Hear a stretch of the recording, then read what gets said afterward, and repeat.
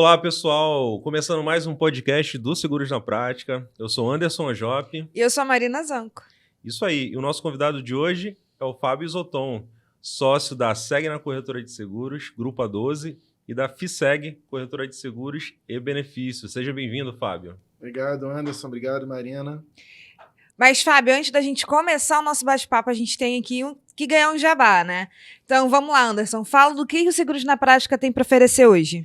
É isso aí. Acabamos de colocar no ar o curso de seguro empresarial. É o Venda Mais Empresarial, com o Thiago Fescher, corretor de seguros, especialista em seguro empresarial e seguro de transporte.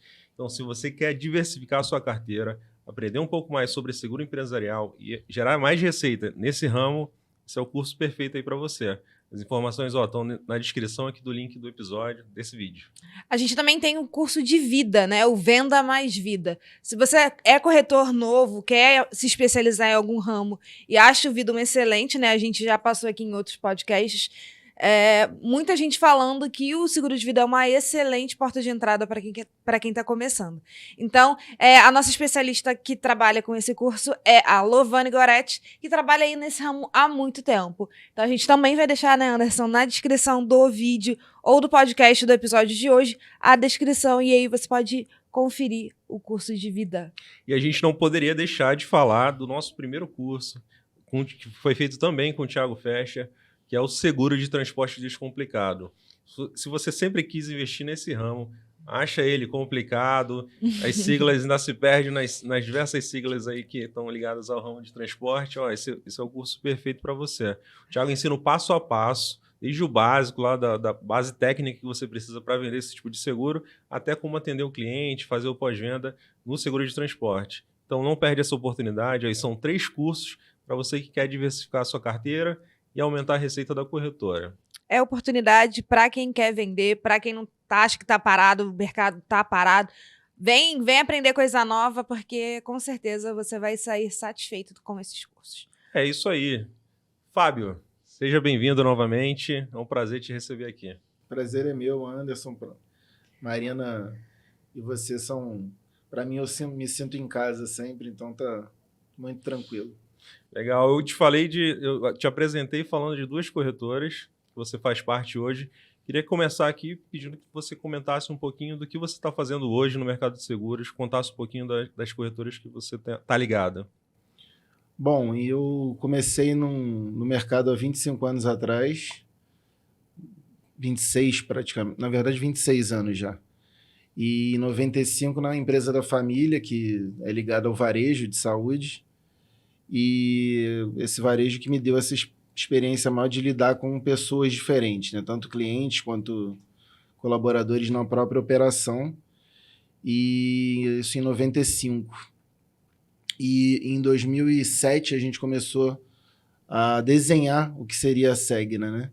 E em 2009 ela nasceu, e já se vão aí 12 anos, né, de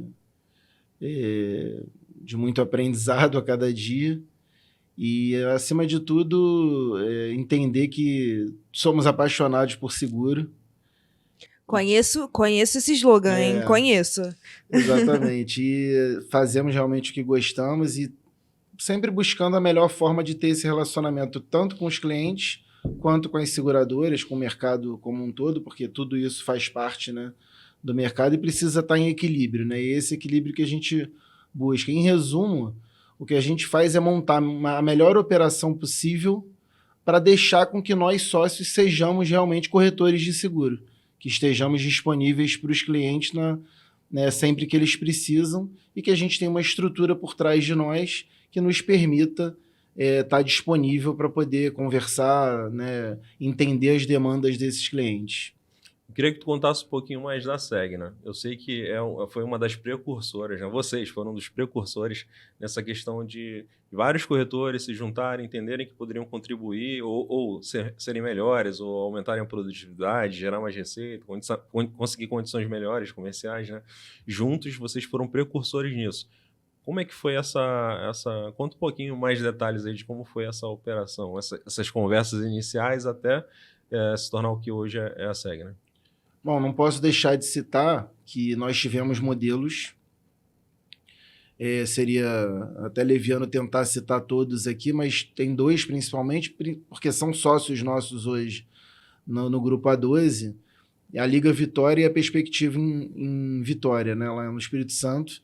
Essas foram as corretoras realmente que mais nos inspiraram a montar o nosso modelo de negócio, né?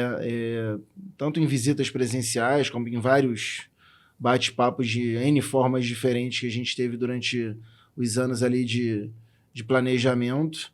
E, acima de tudo, posterior à abertura da Segna aqui no Rio, a gente tem a grande oportunidade de conseguir, inclusive, trabalhar junto com eles, que o que vem acontecendo já nos últimos anos no Grupo A12, onde eles também fazem parte, né, do que a gente chama de núcleo duro, né, que são os fundadores, né, do Grupo A12, que tem hoje, na verdade, várias frentes de poder estar ajudando outros corretores, inclusive, a usufruir um pouco dessa experiência que a gente tem.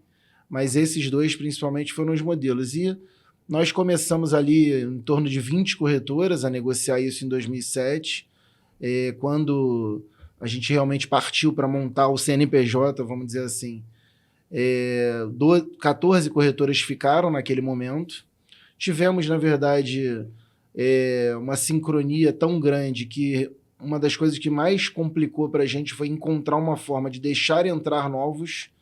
Fomos procurados N vezes com interessados e tudo, e nós não conseguimos ainda encontrar uma forma que fosse justo para todo mundo permitir a entrada de um novo sócio, né, na estrutura da Segna. Com o passar dos anos é natural que um ou outro acabe não se adaptando, e aí nós tivemos, né, dessas 14 empresas, 2 hoje já não fazem mais parte da operação.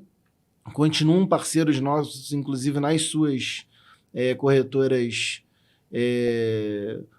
ou abrindo uma nova corretora, ou voltando para o seu CNPJ antigo, mas continuamos fazendo negócios juntos. Mas é questão de adaptação, né? O ser humano, em geral, precisa ter essa adaptação para qualquer novidade. Isso foi natural. E hoje a gente realmente está bem feliz com o resultado. Hoje a empresa tem uma sede própria, consegue ter, na verdade, seus colaboradores, né, a gente está sempre ligado nisso hoje como as melhores remunerações que o mercado pratica. Nossos colaboradores conseguem ter, né, quando se permite, né, quando a pandemia principalmente não atrapalha tanto, participação nos lucros da empresa hoje. Então, é uma empresa que vem evoluindo. Eu sempre brinco que a empresa precisa estar viva, né, precisa estar evoluindo e amadurecendo o tempo todo, e realmente o processo é sempre esse. Se tu puder falar, são quantos sócios, colaboradores, clientes? Que números tu pode falar para a gente da Segna hoje? Olha, hoje nós temos 21 sócios, né, CPFs, vamos dizer assim. A gente sempre brinca que o CNPJ é um só já há muito tempo. Né, nós somos um grupo empresarial hoje que é composto por algumas empresas, mas onde as composições societárias são feitas de forma que a gente tem hoje dentro do grupo uma empresa de contabilidade só para cuidar disso. A gente internalizou a nossa contabilidade no primeiro momento, para dentro da própria Segna, e hoje ela se tornou uma empresa que atende, inclusive, clientes nossos que tá tudo lá normalmente nos nossos sites, nas nossas redes, a gente consegue... eu brinco até que fazer hoje um Linktree ou qualquer coisa parecida de um sócio nosso, eu tenho dificuldade, às vezes, de conseguir montar de forma sucinta ali o nosso, porque a gente foi, né, crescendo aos pouquinhos e chegando onde a gente está. Clientes hoje a gente tem em relação a CPFs e CNPJs mais de 7.500 clientes. A gente, inclusive, lançou essa semana um site novo da Segna que consta essa informação. Núcleos de produção que a gente fala, né? Nós temos 12, às vezes no mesmo endereço, em operações diferentes ou endereços também diferentes. E é isso que os colaboradores hoje, entre sócios e funcionários, a gente gira ali, está sempre variando um pouquinho, né? Mas na faixa de 60, 70 pessoas na operação do dia a dia. E aquele velho ditado, né? Até a moça do cafezinho precisa estar preparada para vender alguma coisa. Isso a gente não fala da boca para fora. Realmente a gente tenta que eles vistam esse espírito mesmo, porque um cliente pode estar lá dentro da empresa e ela está vendendo a empresa para o cliente, né? Com bom atendimento, com atenção, com carinho devido que a pessoa precisa receber quando está, né? Já é raro as pessoas estarem no nosso escritório hoje, né? Quando estão, a gente realmente tem essa característica. E, Fábio, não satisfeito com o número de sócios que tu já tinha na Segna, ainda montou uma outra operação com uma outra corretora. Qual a diferença aí? Qual a tua expectativa com a FISEG, né? Há 3 anos atrás, eu e o Roberto, um amigo mesmo de mercado, a gente brinca que a gente às vezes chama da boca para fora de irmão, mas tem uns que são de... Realmente a gente sempre teve muita afinidade e na saída dele, né, a experiência que ele tem grande de mercado, na saída dele né, como securitário, né, de seguradora, a gente acabou optando por montar essa operação e justamente por a Segna não ter ainda esse modelo de entrada de novos sócios, a gente encontrou uma forma de fazer essa operação, onde eu sou responsável pelo relacionamento ali da corretora com o mercado, né, e a corretora tem a sua própria força de venda montada para isso, né, para que as vendas aconteçam, e a minha incumbência ali maior é fazer a colocação dos riscos, é negociar as contas, e isso é um pouco da experiência que qualquer corretor precisa ter, mas nessa operação é o meu foco principal. E hoje a gente tem o Bruno também, que é um novo sócio que a gente tem de 1 ano e pouco para cá, e que trouxe muita experiência de negócios maiores, de pós-venda principalmente. É um profissional realmente bem gabaritado nesse sentido e que tem somado bastante na nossa operação. O homem trabalha muito, hein, Anderson? São 4 filhos, né? Precisa. Bastante, né? A gente brinca aqui que seguro é uma coisa de família, né? Conta pra gente, assim, como é que é essa tua relação? A tua esposa também trabalha com seguros. A nível familiar, Fábio. Conta pra gente qual é a tua relação da tua família com seguros. Eu ouvi muito, né, esses anos todos, que gente que não gostaria que os filhos estivessem na operação, e meu papo com eles é bem tranquilo. Eles vão realmente seguir o caminho que eles acharem melhor, com alguns conselhos, né, dos pais, que é natural, mas não tenho problema nenhum em que meus filhos venham a estar trabalhando no mercado de seguros em algum momento, porque foi uma opção para mim. Eu vim da área de tecnologia, comecei muito novo, lá com 16, 17 anos já trabalhava. Naquela época, né, não era fácil ser programador, e era realmente, mas não era a minha paixão ficar tantas horas como a gente ficava ali, às vezes madrugada e tudo, na frente daqueles PCs de antigamente ainda, né, que eu já precisei usar óculos no passado por isso, e hoje não preciso mais, porque a tecnologia ajudou a não desgastar tanto. E ali eu realmente optei pelo que eu me apaixonei, que realmente era cuidar de pessoas e do seu patrimônio, né, em geral.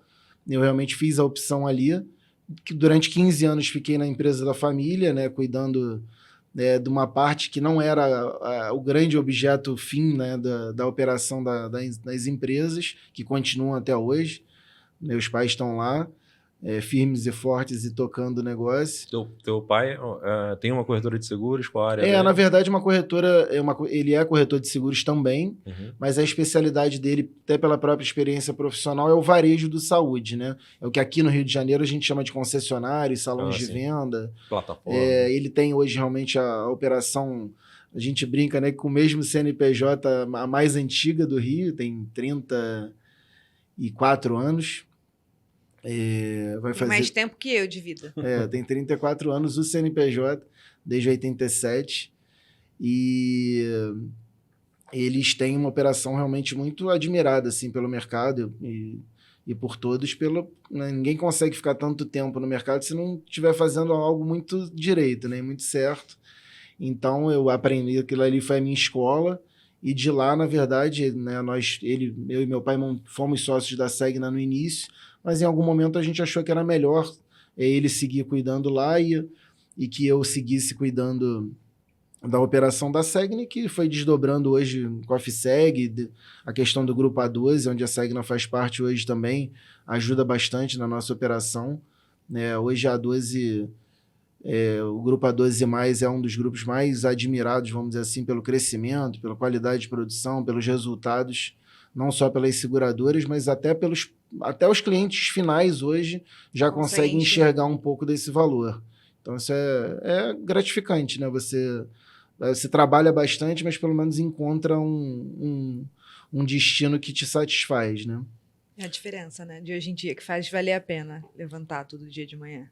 E, Fábio, tua especialidade é o seguro, plano de saúde empresarial. Foi por conta da família? Tu aprendeu ou tu se apaixonou também falou de cuidar de pessoas, né? Como é que como é que se deu, né? Esse teu caminho no saúde, no plano de saúde empresarial? Conta um pouquinho aí pra gente. Acima de tudo, eu não nego a origem que sou corretor de seguros mesmo, né? De todos os ramos. Sou um apaixonado por aprender a cada dia mais. Que mais me inspira hoje é encontrar alguma coisa assim que eu ainda não conheço e poder estudar um pouquinho quando vem uma demanda de um cliente. Quando você atua no saúde empresarial, muitas vezes o pessoal do automóvel brinca que o automóvel é a porta de entrada, né? Uhum. E eu já brinco que a minha porta de entrada hoje acaba sendo saúde.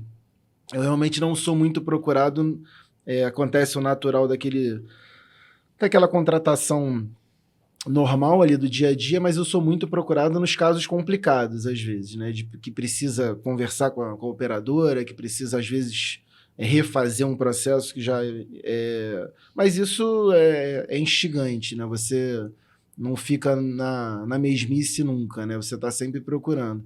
E hoje as pessoas do mercado em geral me apontam com essa especialidade do saúde empresarial, que é de pequenas e médias empresas. É realmente a minha maior experiência, mas em algumas operações hoje nossas a gente acaba fugindo um pouquinho disso para empresas um pouco maiores e outros ramos também, porque quando você está dentro dessas empresas, as empresas te demandam desde o RC até o empresarial, as frotas, então a gente acaba pegando, né? E não tem jeito, né? As empresas têm pessoas e as pessoas têm suas demandas, né? Então a gente brinca, eu não quero trabalhar com coletivo por adesão hoje no saúde, por exemplo. Você não consegue. Se você tomar essa decisão, você não vai atender bem a demanda que teu cliente precisa. Então você acaba precisando conhecer um pouquinho disso também. Então, naturalmente, a gente vai operando aonde... O importante é estar operando naquilo que você realmente tem conhecimento, né? Me entristece, às vezes, quando o corretor se arrisca demais a estar operando num terreno em que ele não conheça o mínimo possível do terreno, né? Não precisa ser especialista em tudo, mas você precisa estar ali se dedicando a aprender um pouquinho, né? Pensando que você conhece bastante, é reconhecido como alguém especialista, né, vamos dizer assim, em saúde, qual é o maior desafio que a gente tem a nível de Brasil, né, pensando a nível de Brasil, em trabalhar com plano de saúde num cenário um pouco até caótico que a gente tem hoje? A saúde é um problema no nosso país. Como é que você vê isso aí pra gente? Olha, em relação à questão do corretor, né, de ser especialista em saúde ou não, é um ramo extremamente atrativo, acho que todo mundo já está sabendo disso, que algumas pessoas têm algum receio ainda pela falta de conhecimento e às vezes não ter tido a oportunidade ainda de aprender um pouco mais. Mas é inegável que, em termos de rentabilidade, de resultado, tudo isso, perenidade da carteira da corretora, para o corretor eu acredito que, assim como vida, todos os ramos de benefício hoje são muito... A questão da perenidade da corretora está muito focada em você poder operar nesses ramos, principalmente. Né? E olha que eu jamais vou dizer que outros ramos de alta RE e qualquer um não tenham o seu valor, porque a questão de especialização faz muita diferença. Né? Nós conhecemos aqui, vocês citaram alguns aí que são especialistas em algumas questões de RE e outras que conseguem seus resultados. O mercado de saúde... em algumas oportunidades em congressos e tudo, em painéis, eu acho que já falei isso anteriormente, a gente é um desafio constante. A gente não pode esquecer que nós somos saúde suplementar, né? Que a saúde principal deveria vir do governo, e a gente sabe todas as dificuldades, e como saúde suplementar, a gente não pode se isentar dessa responsabilidade. Claro que nós somos empresas, tanto as corretoras quanto as operadoras e seguradoras privadas, que precisam dos seus lucros. porém nunca jamais poderemos esquecer que somos parte do sistema, né? E muitas vezes alguns pilares desse sistema não se falam da maneira correta, não se comunicam da melhor maneira. A gente tem uma agência governamental, para a ANS, para cuidar de tudo isso, que até a própria operação do intermediário de venda ela demorou muito tempo para reconhecer, seja, né? Então o corretor sempre teve a SUSEP ali como a referência dele para sua operação. Nós, durante algum tempo, tivemos essa dificuldade com a ANS e, com o passar do tempo, eu acredito que isso venha melhorando. E o principal desafio hoje, como qualquer segmento, é o judiciário equilibrar, porque judicialização em qualquer mercado ele vai causar um pouco de instabilidade nos contratos, né? E no saúde hoje essa instabilidade, às vezes, essa insegurança contratual faz com que muitos pilares desse mercado tenham receio e medo e tomem certos prejuízos que não deveriam estar tomando. Então, mas o que a gente enxerga hoje é alguns tribunais de justiça nos estados terem os seus núcleos de saúde, ou seja, ter um especialista ali para auxiliar o juiz na hora de tomar uma decisão, né? É um risco de vida? Ok, mas e a questão contratual, né? Só que a gente vê isso também para o próprio SUS, né? Você tem os plantões judiciários hoje atuando em relação ao SUS também, mas não pode confundir o que é o SUS da saúde principal do que é o privado da saúde suplementar. E com o tempo, acredito que eu tenho visto que os juízes têm entendido cada vez melhor. Eu tenho visto, se eu não me engano, na OAB da Barra, eu já participei de alguns. Eu tenho, inclusive, um advogado que participa, que eu tenho contato constante e que tem esclarecido certos pontos para o judiciário, né? Isso é que é o mais importante. Quando eu entrei no mercado, Fábio, em 2007, a gente via que era muito limitado a questão da venda do plano de saúde em relação à região, né, que você atuava. Até as próprias operadoras limitavam a área de atuação da corretora, né, do parceiro dela, ao estado ou a região ali onde ela estava localizada. Tinha muita essa limitação, fora a questão tecnológica, né?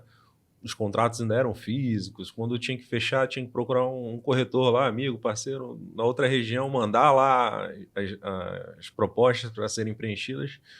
E de lá para cá, e lá se vão 13, 14 anos, mudou muita coisa. Acho que o mercado de saúde passou por essa transformação digital, principalmente essa digitalização. Eu não falo transformação que passou pela transformação digital, porque isso ainda está acontecendo, mas a digitalização, principalmente da venda, aconteceu, né? Hoje você consegue preencher uma proposta no painel, no sistema da seguradora e enviar essa documentação toda online. E com isso, abriu-se a possibilidade de atuar não só na sua região, mas a nível Brasil. Como é que é a tua atuação hoje com essas pequenas e médias empresas, né, do varejo aí de saúde? É limitado ao Rio de Janeiro? Hoje tu já olha um pouco mais para fora do Rio de Janeiro quando se fala em venda de plano de saúde? Como é que funciona isso para ti? Realmente, você tocou no ponto-chave, né? A tecnologia permitiu com que você, né, tenha clientes. Realmente, a gente tem clientes espalhados pelo Brasil todo, praticamente. Não só nós, como, né, nós aqui conhecemos vários corretores que têm esse tipo de atuação. Acredito ainda muito na questão de você conhecer muitas vezes as empresas pessoalmente, entender as demandas, seja dos sócios, seja dos colaboradores. Então, ainda não acredito que... Olha que eu ainda sou um corretor que acabo viajando para outros estados pelo tipo de operação que a gente tem. Então, a gente acaba... Eu consigo hoje, por exemplo, o eixo Rio e São Paulo, principalmente, ter esse relacionamento constante, até presencial, com empresas nesse eixo. E aí é uma decisão de vida, né? Daria, de repente, para expandir um pouco mais?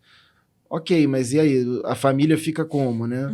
Então, particularmente, eu prefiro, na verdade, atuar pelos parceiros, né? O Grupo A12 hoje está presente em 9 estados já. Então, e cada vez a gente espera estar em mais. Então, para a gente é mais interessante estar atuando, de repente, com um parceiro e confiar o suficiente no parceiro para que ele possa estar atendendo, né, em outros estados. Rio e São Paulo tem realmente uma facilidade, né? Muitas corretoras atuam né, nesse eixo regularmente, tem escritório aqui, escritório lá, e conseguem fazer, e o cliente não sente tanto. Eu tenho um resultado muito bom, particularmente nos nossos clientes de São Paulo. Eu acho que o jeito do Rio de Janeiro até atender muitas vezes surpreende a eles. Recebo, acho que ontem ou anteontem, um CEO de uma empresa dessa que costuma falar comigo regularmente, mais uma vez deu esse tipo de feedback para a gente, da diferença que eles sentiram quando fizeram a troca, né, para a brincadeira que ele fez ali para os cariocas e tudo. E é interessante, a gente fica feliz, né, de poder... Esse eixo realmente facilita, não tem muita dificuldade de locomoção, não é tão grande, e você consegue atender bem. Mas a tecnologia certamente é o maior incentivo aí a você estar operando, né, em qualquer praça do Brasil hoje. Acredito que daqui para frente, até em questões de América Latina e tudo, cada vez mais a gente vai ver as corretoras ou os grupos de corretores atuando dessa forma. Atualmente, Fábio, a gente vê muitos prêmios, né, um incentivo muito grande para as empresas serem reconhecidas como um ótimo lugar para se trabalhar. Muito disso está diretamente relacionado aos benefícios que elas oferecem. A gente pode pensar que, a nível assim, 2022 para lá, vamos ter muitas oportunidades pensando em pequenas e médias empresas, a nível de benefícios para funcionários? Olha, tudo hoje passa nessas empresas, principalmente as pequenas e médias, ainda está muito ligado à questão financeira, né? Mas você tem hoje uma cabeça muito melhor dos RHs, e a gente brinca às vezes que uma empresa não tem, às vezes, tamanho para ter um RH, tem um DP, né? E mesmo nessas estruturas que tem esse DP ainda em si, que é um início de um RH, né? Se a empresa pensa em crescer, principalmente, você já tem essa consciência, né? O plano, a gente brincava no passado do desejo da casa própria, do desejo do carro e tudo, né? O plano de saúde, dentro do meio dos colaboradores em geral, ele é o benefício mais desejado, né? A gente brinca, Fábio, que a geração dos 30 anos ela só quer plano de saúde e um cartão de refeição, né? Tendo isso, a gente já vai para o emprego, assim. Exatamente. O plano de saúde, cada vez mais as empresas precisam enxergar isso, como retenção de talentos, como atrativos, né, para novos profissionais, tudo isso. Hoje, realmente, você pega principalmente segmento de empresas como tecnologia, que a questão plano de saúde é essencial. Não é nem discutido, né? Porque muitas vezes eles hoje, por exemplo, nem CLT eles não pensam mais. Eles estão como PJ, estão N formas de fazer os seus contratos, mas quando o contratante o oferece alguma facilidade para buscar uma opção melhor de plano de saúde, isso faz toda a diferença, né? E olha que, às vezes, XYZ dessa geração e às vezes a gente pensava que não ia se preocupar tanto com isso, e não, é o que você falou, se preocupam bastante, né? Às vezes se preocupam não só com eles, às vezes até com os pais deles, Sim. né? A gente pega muitos casos nesse segmento que o jovem ali empresário, né, porque é um PJ numa empresa e tudo, está preocupado até com os próprios pais, né? Então, isso é aí que a gente vê como o plano de saúde tem valor, né? E às vezes, e muitas vezes, né, é um público que é pouco focado. É uma visão que a gente tem, assim, né? Só a nível de empresa, né? A gente tem muita gente hoje é PJ, então, assim, pensar nesse público como um público que o corretor precisa ir atrás é importante, né, Fábio? Com certeza. E é um recado tanto para operadores quanto para corretores que nós precisamos mudar um pouco a forma de lidar com os PJs nos contratos de plano de saúde.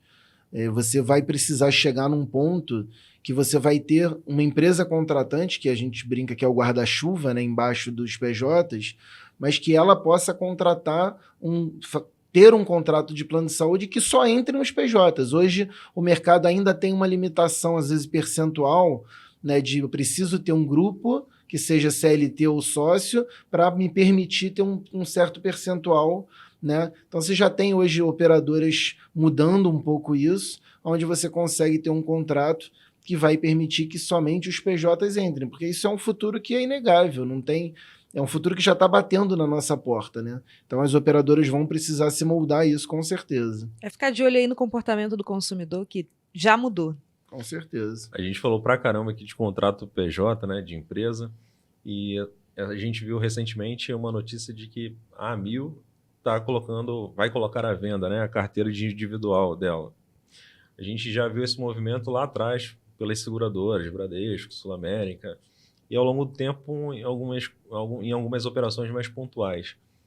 Eu sei que não é o teu foco individual, mas para onde que tu acha que está caminhando o mercado de saúde nesse sentido, do individual, do PJ? Vai sobreviver só o PJ?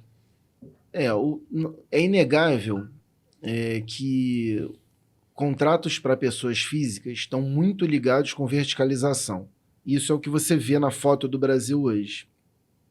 Só que nós temos operações no Brasil, vou me isentar aqui de falar os nomes, né, dos players, mas que tem total foco em contratação individual, mas não inegavelmente ligados à verticalização. E a gente precisa entender que verticalização não é um monstro, não é um bicho papão nenhum.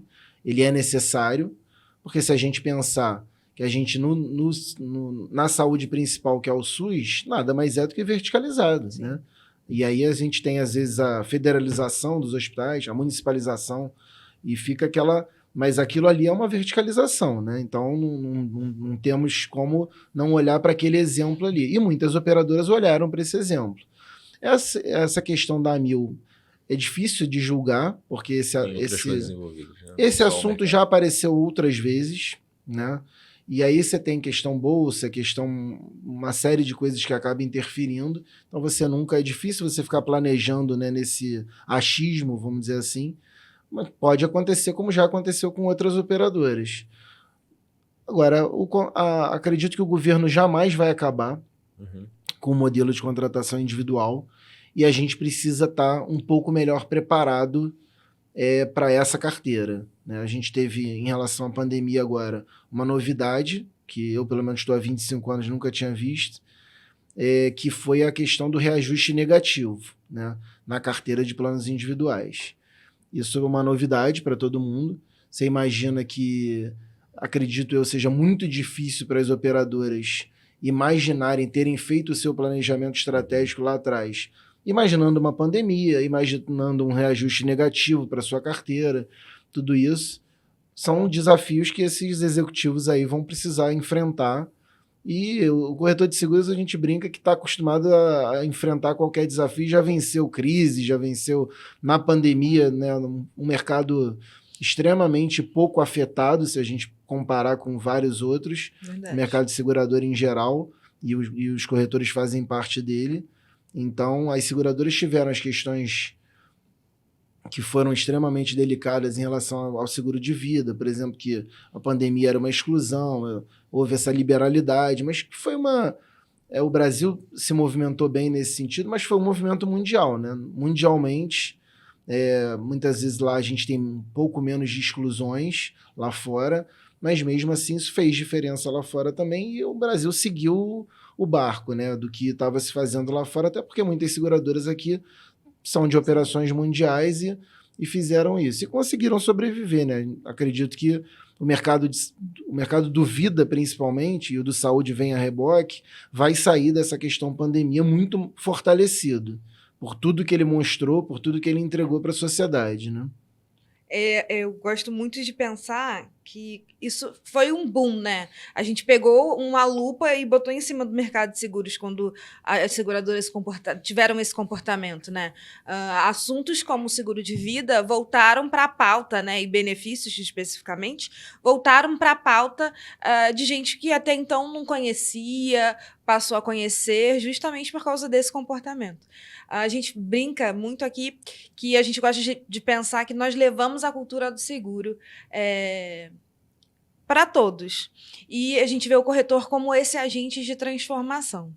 E aí queria, Fábio, saber da tua opinião, assim, né? Como é que você acredita que os corretores possam colaborar nessa difusão da cultura do seguro? Eu acho que isso é uma obrigação de qualquer corretor. Faz parte da sobrevivência da nossa profissão e das nossas famílias, né? Eu não sou aquele que escuta... eu já entrei, às vezes, em embates fortes. Eu tenho uma experiência como corretor de militar dentro de sindicatos, né, em algumas operações e tudo. O sindicato, inclusive, que a gente teve mais envolvido lá na empresa, eu tive embates sérios com a parte jurídica do sindicato, porque muitas vezes a nossa profissão não tem o devido valor, né, por alguns outros profissionais. E muitas vezes a gente é obrigado a mostrar que sabe um pouquinho de quase tudo, porque a gente opera nessas empresas, né? Então você acaba tendo que conhecer um pedacinho. E cultura de seguro é essencial. E aí, em cima daquilo que eu falei anteriormente, você escutar durante muitos anos aquela coisa, seguro não paga, seguro de vida não vai pagar, vai fazer tudo para não pagar e tal. E aí o mercado vem e demonstra, no momento em que ele não tinha que pagar, não, olha só, eu não tinha que pagar, mas eu vou pagar. Eu vou pagar pela minha solidariedade ao que a sociedade fez com as nossas empresas, né? E, gente, isso foi uma decisão que algumas seguradoras precisaram levar algum tempo para tomar, porque era uma mudança no resultado final muito grande da operação da seguradora, gritante, né? Imensa, muitas vezes difícil de comensurar até o que aquilo ia proporcionar, porque uma pandemia, né, se a gente pudesse escolher, morria quase ninguém, né, ou ninguém, e não o que realmente aconteceu. Então, eu acho que é uma resposta para a sociedade e é uma forma que a gente tem realmente que divulgar, de fazer publicidade, que, olha, a gente estava aqui como mercado segurador, né, não vou falar agora só da questão da saúde suplementar, mas o mercado segurador como um todo, e o saúde, né, a reboque também. E olha, a gente entregou. A gente salvou muita vida, a gente salvou muitas famílias, e isso é o princípio básico do seguro, né? Proteger a sociedade desses percalços que a vida proporciona para todo mundo, né? Argumentos de venda para o corretor de seguros é o que não falta depois desses últimos 2 anos, né? A gente sempre brinca que o Jornal Nacional, né, a TV, ajudava o corretor a vender previdência, né, quando levava notícia do INSS. Nos últimos anos, tudo que tem acontecido tem ajudado o corretor a vender vida, saúde, principalmente esse seguro de proteção pessoal, né? Com certeza ajudou bastante a criação de cultura, né? Conscientização, né? Exatamente.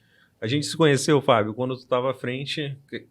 Não, a gente se conheceu já tem alguns anos, mas a gente se aproximou quando tu estava à frente do Clube dos Corretores de Seguros do Rio de Janeiro. Queria que tu falasse um pouquinho dessa tua passagem como presidente, né, do clube e o que te motivou a participar de uma instituição que defende a bandeira do corretor de seguros, a importância do corretor de seguros.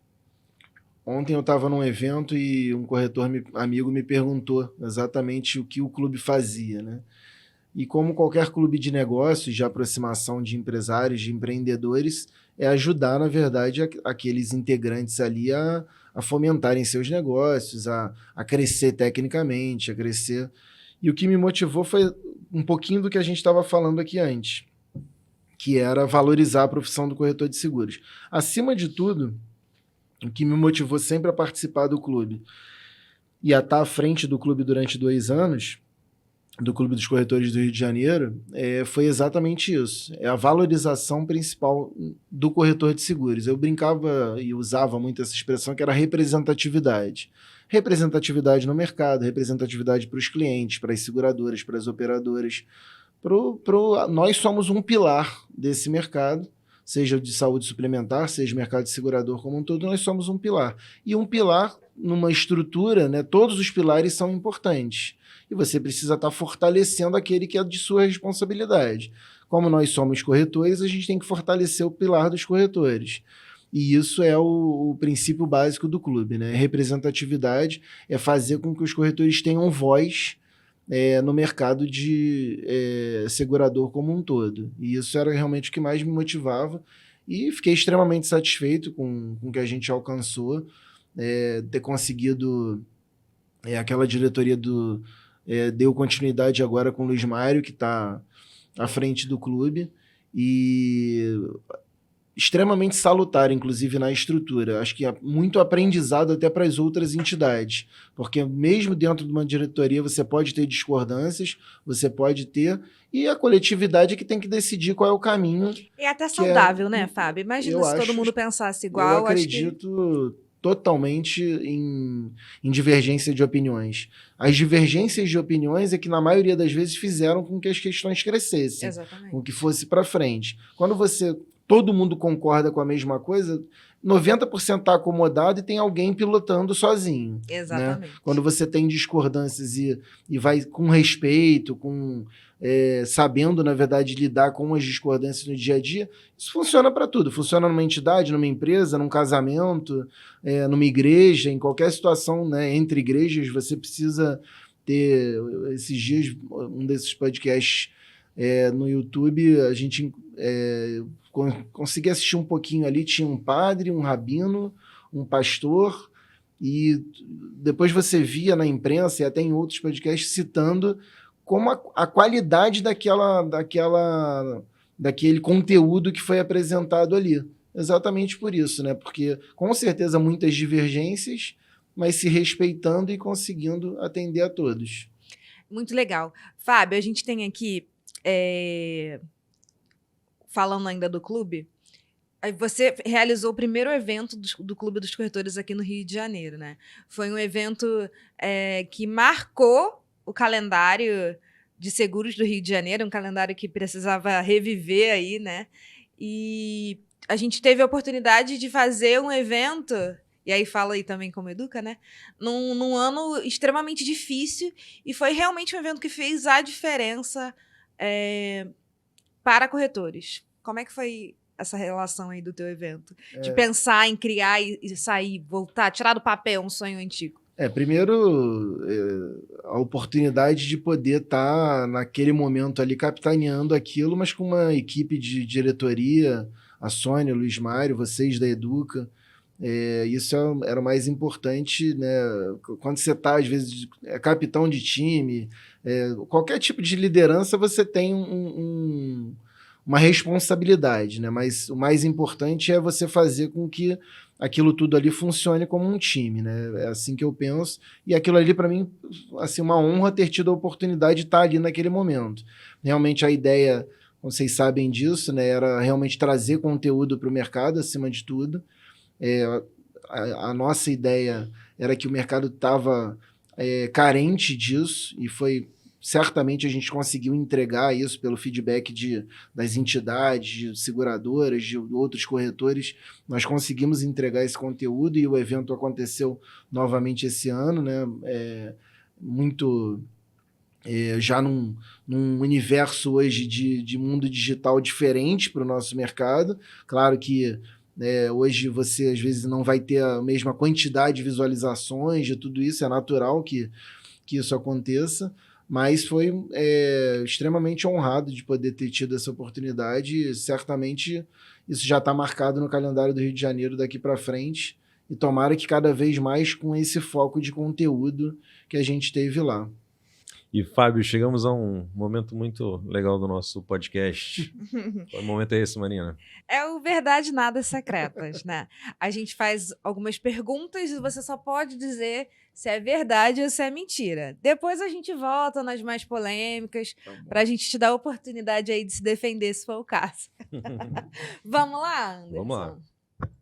Bom, a primeira verdade é: plano de saúde ainda é um luxo que muita gente quer, mas pouca gente tem. Por isso, nem adianta vender para qualquer público. Verdade ou mentira? Mentira. Vamos lá. Só as empresas é que oferecem planos de vida, saúde, benefícios. Cliente individual não está muito de olho nisso. Mentira. A SUSEP não tem auxiliado os corretores como deveria. Está deixando muito a desejar. Olha, meu amigo Camilo vai mudar isso com certeza, mas até... Verdade ou gente... mentira, Fábio? Verdade ou mentira? Existem muitos interesses particulares ou individuais que atrapalham a união dos corretores de seguros. Verdade. Eu não recomendaria ao meu filho se tornar um corretor de seguros. Até ele crescer, já será substituído pelos aplicativos. Completamente mentira. Morar no Rio de Janeiro, atuar, né, no Rio de Janeiro, fez toda a diferença para o sucesso da minha carreira. Verdade. Já pensei em largar a carreira de corretor de seguros, mas hoje isso nem passa pela minha cabeça. Mentira. Eu tentei até lembrar agora em todos esses anos se eu tive algum desgaste a esse ponto, mas jamais. E eu quero que a minha história inspire outras pessoas a apostarem na venda de seguros. Verdade. Vamos voltar na SUSEP? Vamos. Fala aí pra gente. Explica aí. A SUSEP não tem auxiliado os corretores como deveria. Ela tá deixando muito a desejar. Como reguladora de um mercado segurador, né, como instituição federal, né, ligada ao Ministério da Economia, tudo isso, ela precisa controlar muitas vertentes, né? Agora, acima de tudo, ela precisa ter ali, vocês que usam muito a questão da prática, ela precisa ter pessoas que conheçam na prática. Verdade. Porque a teoria, muitas vezes, quebra empresas. A teoria ela é importante como conduta, como regra e tudo, mas a pessoa precisa estar ali aprendendo a prática também. Então, nós termos... não adianta a gente dizer que não tem falhas. Claro que vai ter falhas, mas não adianta a gente criar outras falhas ou até ilegalidades para resolver essas falhas. Então, quando você parte, por exemplo, para a questão da proteção veicular, a SUSEP, ela, enquanto órgão federal, ela tem uma limitação de atuação, mas ela precisa, na verdade, buscar dentro da questão do meio político onde ela está englobada, uma forma de ser auxiliada por outras forças, seja Ministério Público, seja Polícia Federal, seja tudo isso, para fazer com que as regras que ela protege, né, o mercado que ela protege, estejam... mas aí começa a atuar num segmento que a seguradora não apontava e não cuidava. Olha, ok, faz alguma coisa dentro da legalidade para que isso, né, você não pode ter... Existem uma série de coisas, eu sei que juridicamente falando, tem N defesas que as proteções veiculares usam hoje, mas a questão do mutualismo dentro da nossa legislação, você pode ter lá o automutualismo dentro de uma entidade. Ok, isso é permitido. Agora, não adianta você ficar tentando esconder que essas empresas não têm seus donos, porque o que isso é que não poderia é ter alguém lucrando-se com aquela operação. Se a operação é possível e tem lucro, precisa ser uma seguradora. Uhum. Né? Agora, um automutualismo, que existem alguns verdadeiros no Brasil, alguns poucos, ok, a legislação permite que isso seja feito. Então, é um ponto, de repente, que a SUSEP foi... Né, algumas pessoas acham que foi ausente, mas no fundo, não era ela que tem o poder de polícia, mas ela politicamente, né, precisava estar mais bem relacionada dentro do próprio governo federal para fazer essas coisas acontecerem. E agora a gente tem um cara super da prática, né, tanto do meio político, quanto do meio do mercado segurador, né, quanto do meio de entidades, um corretor de seguros de verdade. Então nós já tivemos outras oportunidades de ter, e nós vimos como a SUSEP evoluiu, né, nessas experiências que ela teve com alguém que está acostumado com a prática. Então, desejo toda a sorte do mundo lá ao Camilo, e certamente pela competência dele, ele, como tanta coisa que ele realizou no Sincor São Paulo, tenho plena consciência plena fé de que ele vai conseguir muita coisa na SUSEP daqui para frente. Legal. Também queria voltar na do filho e os aplicativos. A gente foi num evento semana passada, né? Não, mês passado, né? Em novembro, que falava sobre inovação. E a gente pode observar que tem muitas fintechs que antes queriam fazer venda direta, que hoje estão colocando o corretor de seguros como parceiro, né, como principal canal de distribuição. Você acredita, né, que daqui a algum tempo isso vai ocorrer, né? A gente sempre fica brincando com aquela frase, desde que eu cheguei no mercado de seguros, a gente é assombrado, né? O corretor de seguros vai acabar. É o banco. Né? O banco, corretor são fintechs, o corretor é para sempre. Mas é mesmo, com certeza é. E aí, fala pra gente sobre. Eu, particularmente, tenho feito algumas pesquisas. É uma forma que eu tenho de trabalhar, de não ficar batendo muito de frente com aquilo que é inevitável. Mas tentar entender o lado de uma operação que, de repente, eu não conheça tanto, para entender como que o corretor pode ser bem posicionado naquela... E você tem total razão. Eu tenho tido contato com algumas dessas fintechs, dessas insurtechs, né? Principalmente. E muitas delas já enxergaram o corretor de seguros como um grande canal de distribuição. E é inegável, é inegável. A relação de confiança que os corretores têm com os seus clientes é algo que tecnologia nenhuma vai alcançar. E muitas vezes, quando corre tudo bem, a pessoa só lembra da tecnologia. Quando a questão aperta, que o problema aparece, rapidamente ela quer ser atendida por uma pessoa. É difícil você estar com um problema, e muitas vezes um problema que é relacionado à sua saúde, ao falecimento de alguém e tudo, e você querer ficar preso só à tecnologia. Inteligência artificial nenhuma, né? Substitui. Você vai precisar ter um apoio de uma outra pessoa que te deixe pelo menos tranquilo para que as coisas possam acontecer pela tecnologia. Isso é... E como a pergunta era sobre as questões dos filhos, eu já vejo... Bom, primeiro, o que me deixa muito feliz é que meus filhos têm orgulho de que o pai deles seja corretor de seguros. Eu vejo isso principalmente na mais velha hoje, que vez ou outra me pede para ajudar a família de um amigo.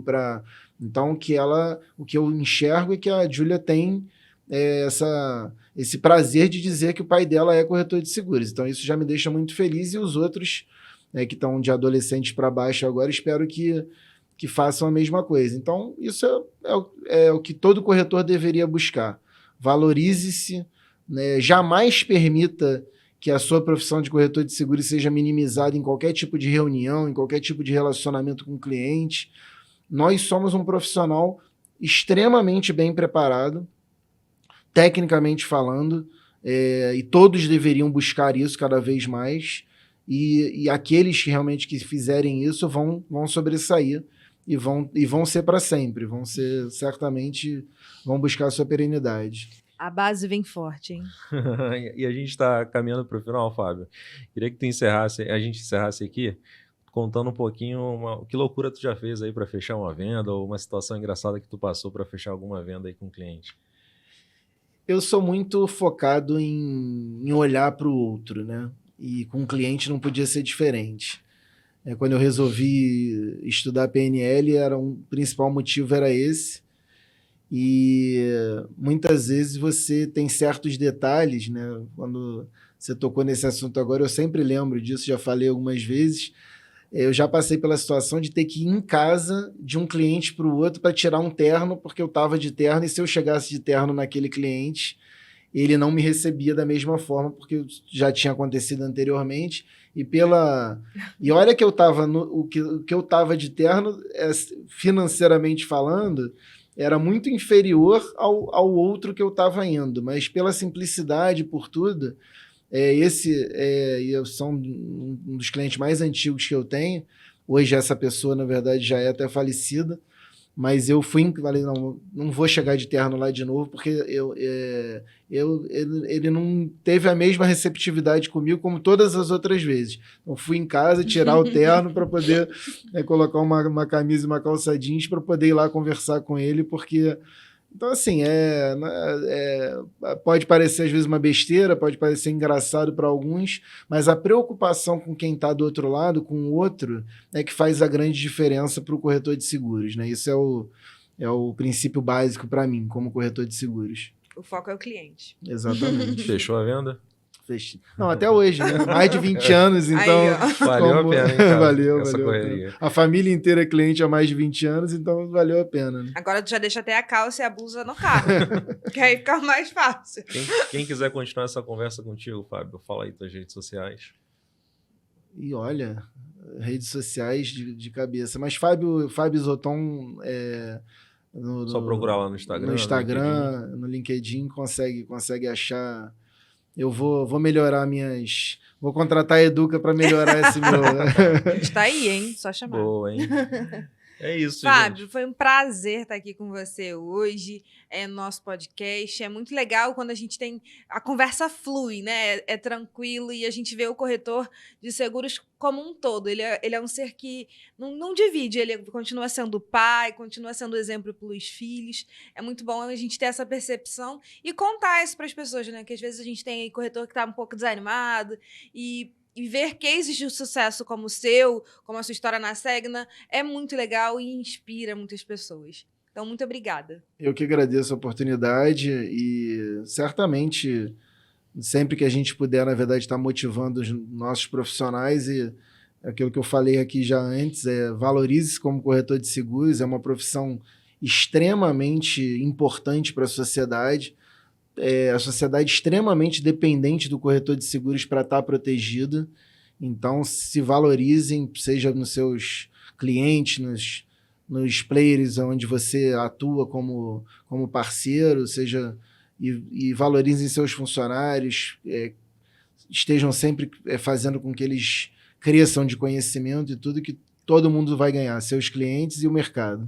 Recado tá dado. Obrigado, Fábio. Pessoal, até a próxima. Tchau, tchau, hein? Até lá. Um abraço, pessoal.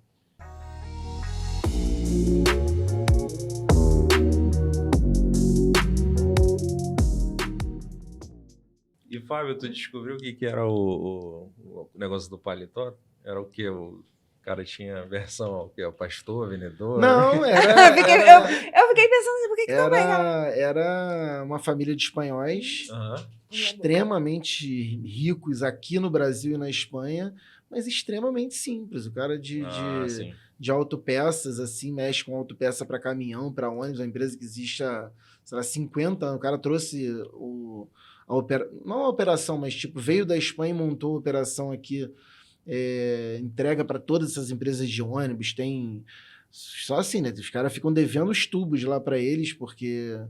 E ele, inclusive, o pai, que é o fundador, já faleceu, né? E hoje os 3 filhos é que tocam. E, cara, no dia que eu cheguei de terno lá a primeira vez na frente dele, ele nem olhou na minha cara. Eu não falei todos os detalhes, né? Falei, não vou passar por essa segunda vez, não. Não era, e era tudo Jacarepaguá ali, né? Então era mais fácil até para conseguir em casa. Mas pertinho. Hoje, onde eu moro também, se tiver que fazer isso, dá para fazer tranquilo, porque a linha amarela chega em qualquer lugar. Valeu. Obrigado, Fábio.